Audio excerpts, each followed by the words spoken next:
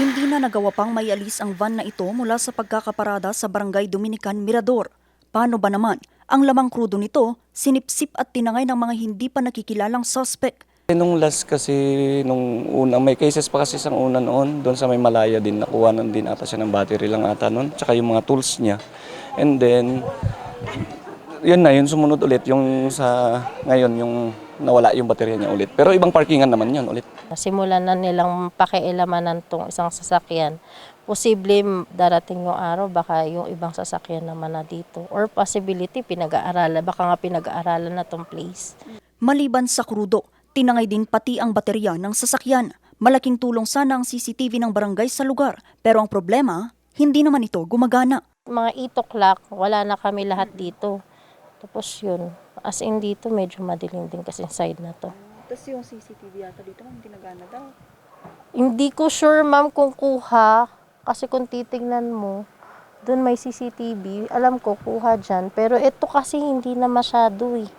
Itong side na to. Total, di ba, pag ganito ang park ni Uncle. Kaya yun.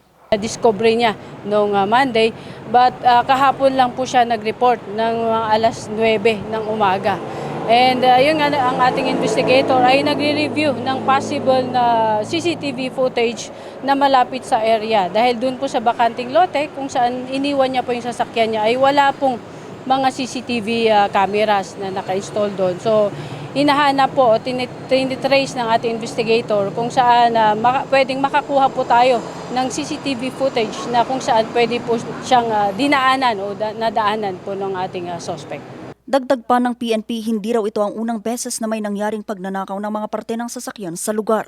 Plano naman ng PNP at ng barangay na paigtingin ang kanilang pag-iikot sa lugar.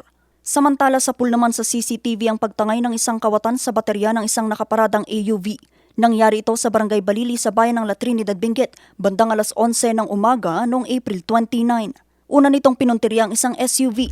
Pero nang mabigo itong buksan ng pinto, pumunta ito sa AUV at tinangay ang spare battery na nasa harap ng sasakyan. Iniwan namin yung sasakyan doon sa parking lot ng JMF building.